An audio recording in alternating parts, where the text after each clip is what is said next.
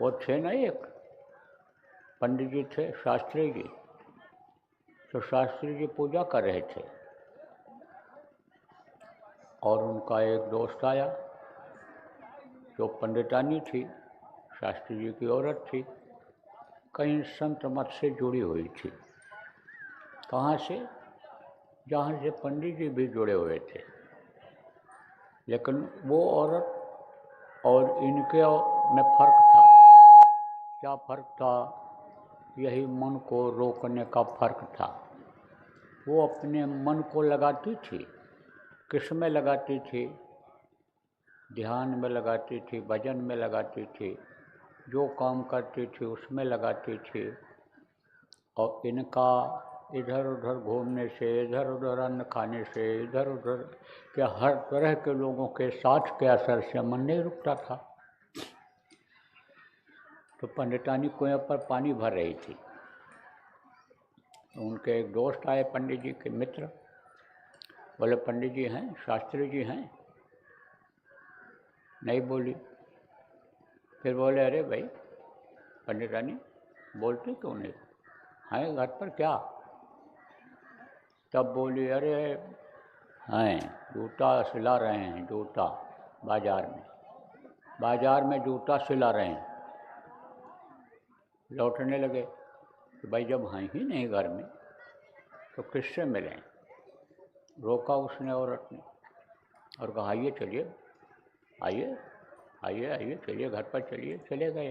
प्रेम से जब बुलाया, प्रेम से जब किसी को बुलाते बैठाते हैं, प्रेम से बात करते हैं, तो प्रेम से जो नहीं भी आने वाला होता है उसके दिल में भी जगह प्रेम की बन जाती है। कहा गया ना, आवत ही हर्षे नहीं, नैनन नहीं सने, और स्वामी वहाँ न जाइए, कंचन वर्षे में।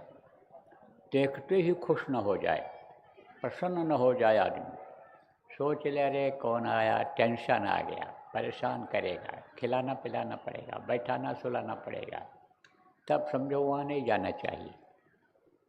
आते ही खुश हो जाए, आते ही हाथ मिलावे, आते ही सीने से सीना मिलावे, न भी मिलावे हाथ, न भी सीना मिलावे, तो अंदर में खुशी तो हो कि हाँ आप आए हैं, वहाँ जाना चाहिए। आवत ही हर्ष नहीं, नैनन नहीं सने। नैन से स्नेह होता है, नैन से गुस्सा, नैन माने आँख होता है। आँखों से ही पता चल जाता है कि हमारे लिए ये क्या सोच रहा है, इसका भाव हमारे लिए किस तरह का है। अब ये ज़रूर है कि जिसके प्रति जैसा भाव रखते हैं उसी तरह से वो भी भाव बना लेता है, ये बात ज़रूर है। बहुत ही क्रूर हो, बड़ा वो हो, बड़ा आप उसको बड़े प्रेम से देखो, प्रेम से बात करो, तो वो गुस्सा उसका कुछ ज़रूर कम होगा। तो बुलाया प्रेम से, बैठाया, तो कहा कि पंडित जी कब आएंगे? बोले अभी पूजा खत्म हो जाएगा तब आ जाएंगे। तो कहे पूजा कर रहे हैं? कहे हाँ। अब पूजा करके निकले तो कहे कि खुश हुए एक दूसरे को देख करके, और फिर बात होने लगी। कहे मैं तो लौट के जा रहा था, मैं तो वापस जा रहा था। पंडितानी ने कह दिया कि वो तो जूता सिला रहे हैं, बाजार में हैं। बोले वो ऐसे ही नालायक है, ऐसे ही बोल देती है, उल्टी खोपड़ी की है, पागल जैसी बात करती है। पागल लोग किसको कहते हैं? जो पा जाता है उसी को पागल कहते हैं। मीरा को भी पागल लोग कहते थे। क्यों? क्योंकि यहाँ का तो देखती नहीं थी और वहाँ की चीज़ों को देखती थी, तो वहाँ का लीला, वहाँ का रासलीला ऊपर की, वहाँ का नृत्य, वहाँ की चीज़ों को जब देखती तो बोल पड़ती थी, वाह कितना बढ़िया दृश्य है, कितनी बढ़िया सुगंधी है, कितना क्या है। तो लोग कहते थे पागल है, पागल है। पा जाता है उसी को लोग पागल कहने लगते हैं। कहो तो पागल है, पागल है। कहे अभी मैं बुलाता हूँ, पूछता हूँ।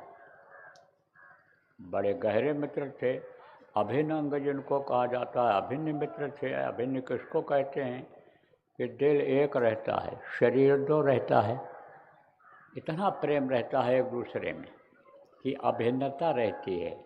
तो अभिन्न मित्र थे। तो कहा अभी मैं बुलाता हूँ, पूछता हूँ उससे क्यों कहा उसने।